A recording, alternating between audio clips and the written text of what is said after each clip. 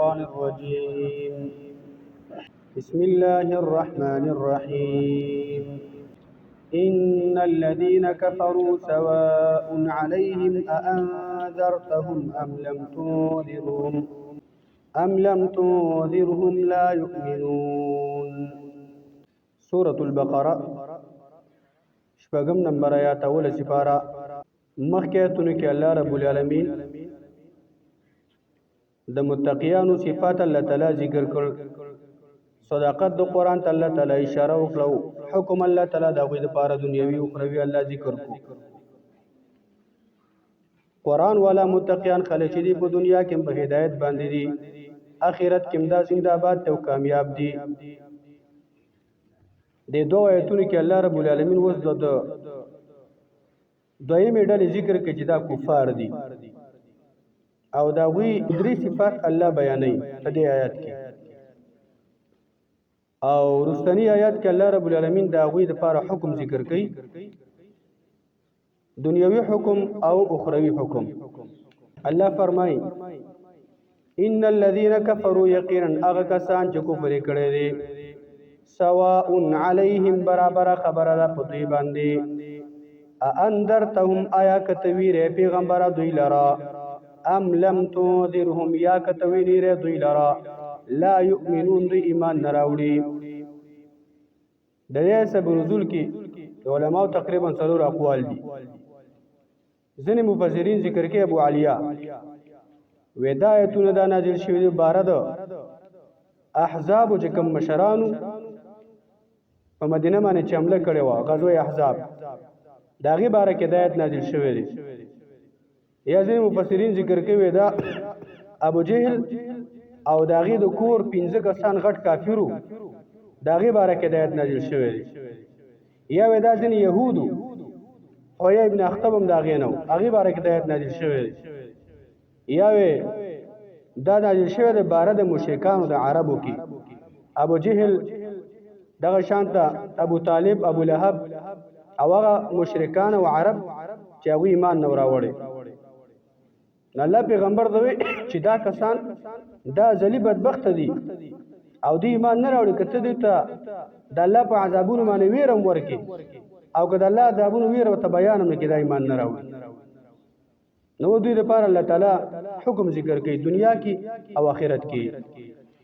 ختم الله، الله تعالی فرمایي مهر لګول دی الله تعالی علی قلوبهم دوی پړونو باندې، وعلى سمعهم او دوی په غوږونو باندې، وعلى ابصارهم غشاوه او دوی په سترګو باندې پردې دي، ولهم عذاب عظیم او دوی لپاره عذاب ډېر لوی. الله دا حکم ذکر کو دوی لپاره چې دغه کافران چې دوی په هیڅ قسم باندې دوی ایمان نه راوړي کې حق ته بیان شي که بیان ورته نشي. ولی الله دوی له دا جزا ورکړه او دا ورته الله تعالی سزا ورکړه چې دوی پړونو باندې الله مهر لګول دی. مهر الله داسې لګول دی چې ورته حق نه ورکړه کېږي. سترګو باندې الله مهر لګولی دی په غوږونو باندې چې دوی په غوږونو باندې حق نشي اورېدلی. په سترګو الله پردې راوستې چې حق پرې نشي لیدلی. دا په دنیا کې دوی سزا ده او آخرت کې دوی لپاره سزا ده چې الله ولډي عظیم کور تیار کړلی، عظیم عذاب الله تعالی تیار کړی دی. قرآن کې یو ختم راځي، ختم او توبه دا یو شی دی. ایوب راځي دغه شانته ران، ایو راځي هغه دغه شانته اقفال. ران ویل کېږي، ختم ویل کېږي، توبه دا مهر ته ویل کېږي. مجاهد رحمه الله ذکر کوي وی دا مهر چې دی وی دا ران چې دی وی دا دغه شانته ډېر اسان دی د مهر نه. ران ویل کېږي زنګ ته. الله فرمایي د کافرانو پړونو باندې زنګونه دي، دا ځکه دا ګناهونه نه پرېږدي، خراب د الله نه پرېږدي. او توبه ویل کېږي مهر ته، او بیا دا توبه چې دی وی دا ډېر اسان دی د اخفالو نه. اخفال ویل کېږي تالو ته. الله فرمایي د دوی وړونه جرندو کې دي او تالو کې دي، حق قرباني شوی دی. یو روایت کې راځي، روایت امام ترمذی د امام البانی الله په ټیک کړی او صحیح کړی دی. عبد الله بن عباس وی رسول الله صلی الله علیه وسلم فرمایلی دي ان العبد اذا اخطا خطيئه نكتت في قلبه نكته سوداء. کله چې یو انسان یو بنده یو ګناه وکړي، د دې ګناه په وجه باندې د دې انسان په زړه کې یو تور ورکوټه داغ پیدا شي. فاذا ونزع واستغفر وتاب سقل قلبه. نبی اسلام فرمای کله چې دا سړی دی ګناه نه راوځي، دا ګناه پریږدي او راوځي دي او الله ته استغفار وباسي، الله ته توبه وباسي چې الله دا ګناه ماته معاف کړي. د الله پیغمبر فرمای سقل قلبه وړي صفاش، هغه تور دا چې کوم معمولی پیدا شوی دی هغه ختم شي. وان عاد زید فيها حتى تعلو قلبه. نبی اسلام فرمای کچرته دا سړی بیا بار دا ګناه کوي، بیم ګناه کوي او توبه نه وباسي، مون نه کوي او دس نه کوي، وې دا ګناونه د دې په دې ځړ باندې دومره زیات شي حتی تعلو قلبه، اړې ټول د تور دا غونډ ډک شي، اړې ټول تک تور شي. وهو الران الذي ذكر الله تعالى كلا بل ران على قلوبهم ما كانوا يكسبون. ودا هغه زنګ دی وړي زنګ شي، اشیا دې زنګ شي کنه به هغه شان د خوندمني اړې است زنګ کې بن شي او به دې هغه شان ته هغه کوم عمل چې بد عمل دی کړی دی کنه هغه پوجا غړ خراب شي. انده شان الله تعالی فرمایي دي کافرانو داړو دي. قران کې ډېر روزونه کې تقریبا 9 ځایونو کې الله تعالی ذکر کړی دي چې د هغه اسباب وجه باندې انسان له دا خرابېږي. اړې ځان کېږي هغه سره مختصر هم چې هغه موږ ته ذهن کې باید وي. اول دا دی چې کفر د الله او رسول خلاف کول نه منم، دی باندې له خرابې او سورۃ النساء کې وراشي. منافقت په دی باندې له خرابې او سورۃ توبه کې وراشي. اسراف فی المعاصی والذنوب، بار ګناونه کول، همیشه ګناونه کول، ناس تم دې په ګناه باندې دا، ولاړ دې په ګناه باندې دا، چم گاون کې ګناه ده، کور کې ګناه ده، بازار کې ګناه ده، اړه باندې به خرابېږي. او شپږم چې د څلورم چې د الجهل، ناپوهي به دي سیده کنه. د ناپوهي به امام مقیم الله ذکر کوي مدارج السالکین کې، و ناپوهي ګورې و دا ده کنه چې حق نه پیژنې، تا ته حق معلوم دی. او بل ناپوهي و دا ده چې تا ته دغه شان د حق د معلوم دی، الله پیژنې، رسول پیژنې، قران پیژنې.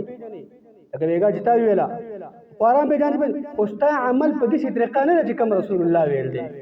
دا دواړه جهونه په دې کې مراد دي، دا دواړه یعنی سبب د هلاکت دی.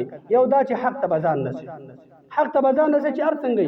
دویم دا چې کوم عمل کې نو داسې طریقه باندې به کې چې هغه څنګه د رسول الله د قد شانته به کې. نو کچر د دانه کې بدی باندې ولا خرابېږي.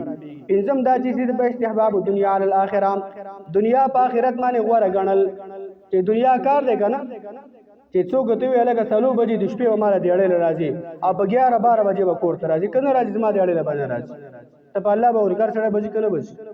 او کچر د سحر د تویل شي لکه په 5 بجې د سحر جمع ده، حي علی الصلاه حي علی الفلاح الصلاه خير من النوم، والله که به کوم را پاتې که دروازه به څوک پاده کی ما د کی ما را پاتې کېنو.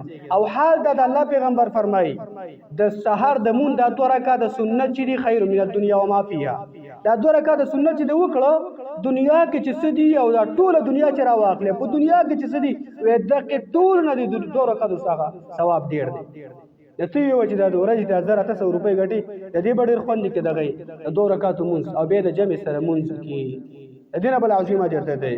د پنځم دا چې استحباب الدنيا علی الاخره، دنیا په آخرت باندې چې غوړه کېړه به زنګ اخلي به خرابې ګړه بدی. او هم دا چې تکبر چلوي در بکی یاره دې دسته څنګه کېنه مزه جمعه ته څنګه لاړ شم دا خو د پلان کې جمعه ته او دا خو دې کېږي تکبر نور تسبق کتل ځانو چت ګړل اړه به خرابېږي. اتم دا چې د الله او د رسول د سنتو او د الله او د رسول د کتاب خلاف کول. او نه هم دا چې دین نه ګرځیدل مرتد کېدل الله دې موږ تاسو دې ټول وساتي. الله فرمای ان الذين یقینا آکسان کفروا چې کفر کړي سواء علیهم برابر خبره ده په دوی باندې انذرتهم آیا کتویر پیغمبر دوی لرا ام لم تنذرهم یا کتوینیر دوی لرا لا یؤمنون دی ما نراوړي. ختم الله على قلوبهم مهر لګول د الله تعالی د دې پړونو باندې والا سمعهم او دوی په غوګونو باندې وعلى ابصارهم او د دوی په سترګو باندې غشاوتن پر دوی